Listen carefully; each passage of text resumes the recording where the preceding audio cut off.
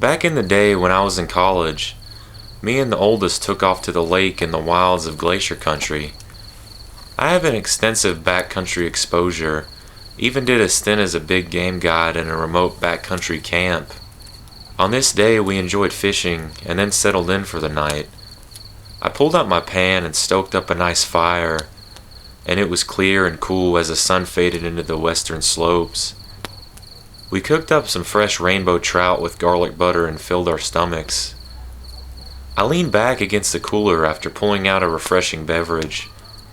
The boy was soon asleep by the fire, as it had been a busy day. I sipped on my beer and watched the moonlight bouncing off the waves of the lake. There was still a light glow on the western horizon where the sun had gone down, and I could see the outline of the mountain peaks towering over the little lake. I slowly faded off to sleep with the sound of the lake waves gently lapping on the rocks. I awoke with a start. The fire was out, and the lantern was out. The moon was gone and it was pitch black. Something felt wrong. The hair on the back of my neck stood straight up. I was paralyzed. I could hear my heart thumping as I strained to hear something in the bush. All was quiet. I had a horrible uneasy feeling. I gathered myself together and started kicking around the fire. A small flame came alive and I quickly threw on some wood. In the firelight, I could see that the boy had awoke, and I was shocked to see his wide open eyes staring at me.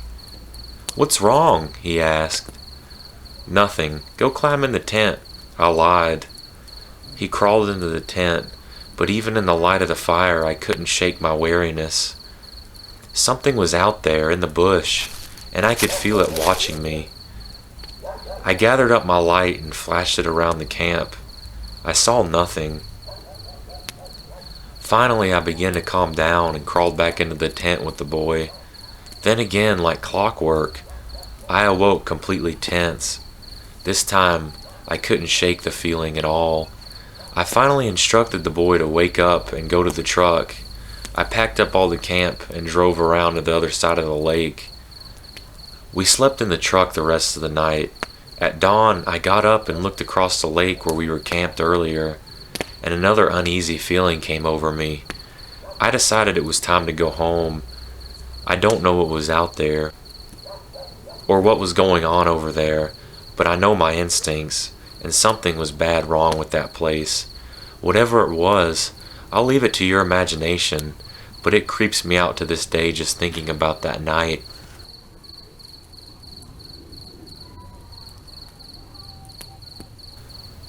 My dad and I found a dead camper in Yellowstone when I was about 5 or 6. We were walking, throwing stones into the lake. It was like every feel-good vacation movie you've ever seen. Then we saw this guy slumped against a tree. At first we didn't think much of it, but it was getting cold and dark, and my dad didn't want the guy to fall asleep and wake up unable to find his way back to his camp. So my dad and I started walking towards him. But the closer we got, the worse it smelled. Not like rotting flesh, but just a very bad smell. I can't really describe it. My dad told me to stay back, and he walked over to the guy and asked him if he was okay. No response. He asked again. No response. My dad then tapped the guy's shoulder, and the body made sort of a crunching noise as it felt slightly to the side. When this happened, the guy's hat fell off. Because of the way the guy had been slanted, it was like all the blood had gone out half the guy's face and pulled into the other side. One eye was completely red, possibly from a burst blood vessel. My dad rushed over to me and took me back to the Camp Ranger's fort place. He had me stay with some nice lady, whom I remember looked distinctly like Big Bird. While he led another ranger and a paramedic to the site of the body, it wasn't a horrifying, oh my god, I got attacked by a bear type scenario, but it was pretty scary, being in a secluded area, far away from home, and finding a dead body in the woods.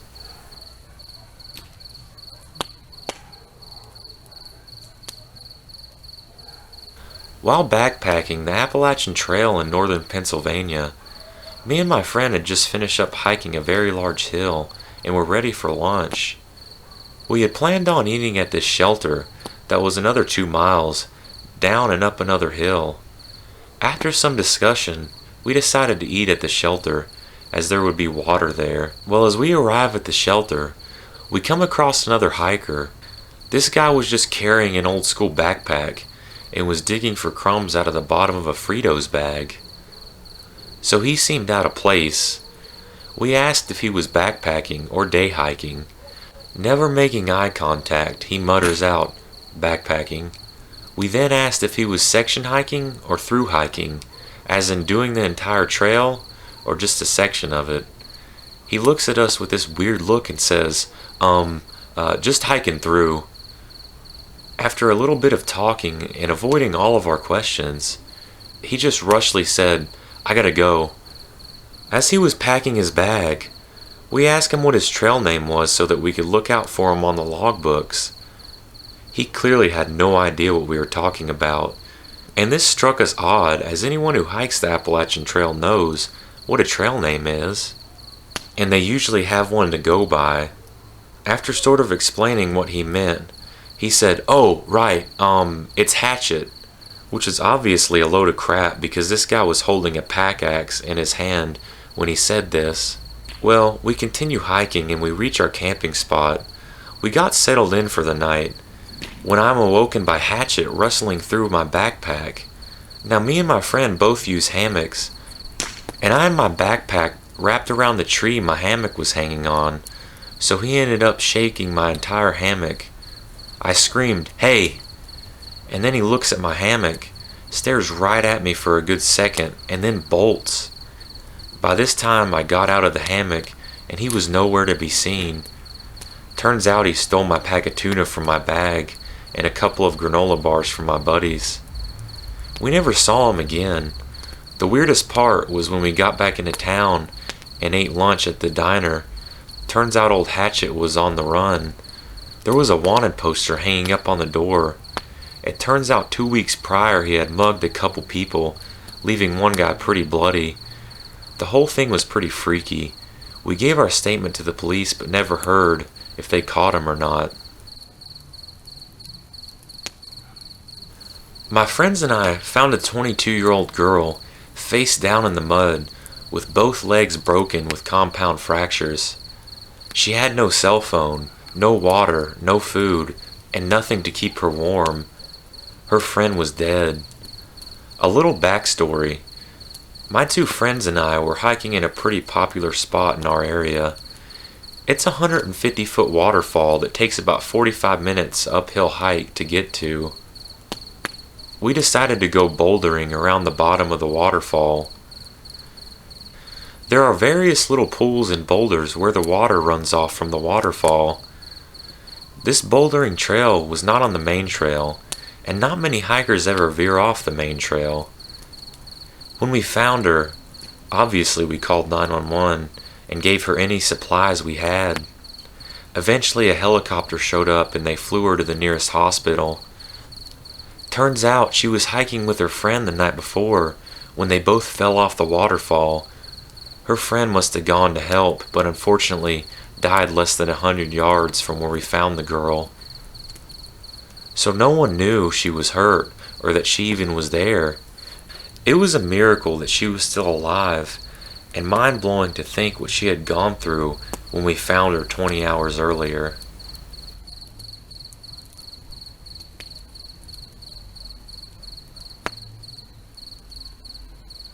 Last year, I had visited a camp with my friend.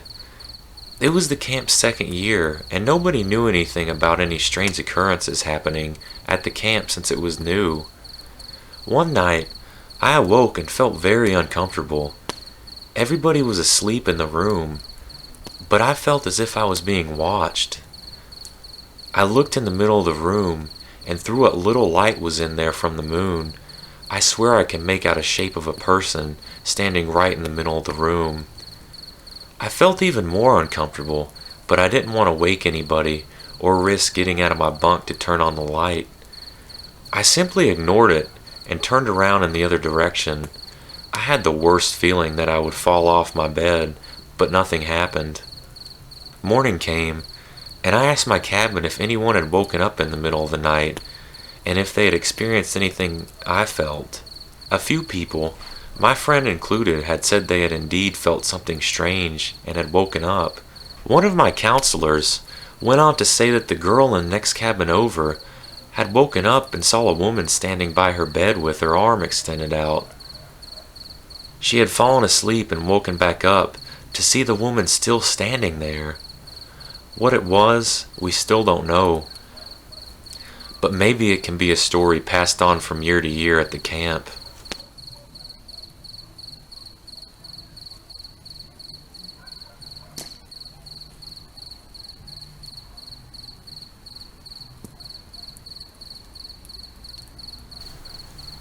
Hey everybody, I hope you enjoyed the video. I just wanted to share with you one last story. This is what actually caused me to decide to make this creepy camping experiences, I guess you could call it. So this past weekend, me and my friend went up to West Virginia. We live in Virginia right now. We went up to West Virginia for the weekend to go camping with one of our good friends that lives up there. And so we ride up there and we pick him up and we head out to this camp spot. It's literally in the middle of nowhere. And there's no cell phone signal. There's no other campers around. It's just the one flat camping spot up in the mountains of West Virginia. It's pretty creepy. We got there just before sundown. And we set up camp. We put up 2 different tents and had to go get some firewood. And me and one of my friends split off with an axe out in the woods to go get some firewood. And our other friend stayed by the campsite to just kind of keep the fire going. And anyway, we come back with some wood. And my friend says he heard some coyotes out and off in the distance. We didn't really think much of it because, I mean, you do hear them where we live pretty often. And long story short, as the night went on, we kept on hearing these like creepy like footsteps around our campsite. And we found out, well, we thought we found out what the cause of that was. We saw some eyes glowing off, maybe 10 feet away from where we were sitting around the fire, and we figured out, we saw it finally, and it was a bobcat. It was a small bobcat, nothing to really be afraid of, but we figured out, well, that's what's been causing the noise the whole night. So as the night goes on, we kind of calmed down. We were a little bit on edge from hearing all those other weird noises. Like I said, there's absolutely no cell phone signal, and we hear a couple more weird noises. We hear footsteps, and it doesn't sound like a bobcat. It sounds like it's too big to be a bobcat. And one of the friends that was with us swears that he saw something walk by as he was flashing a flashlight over in the woods.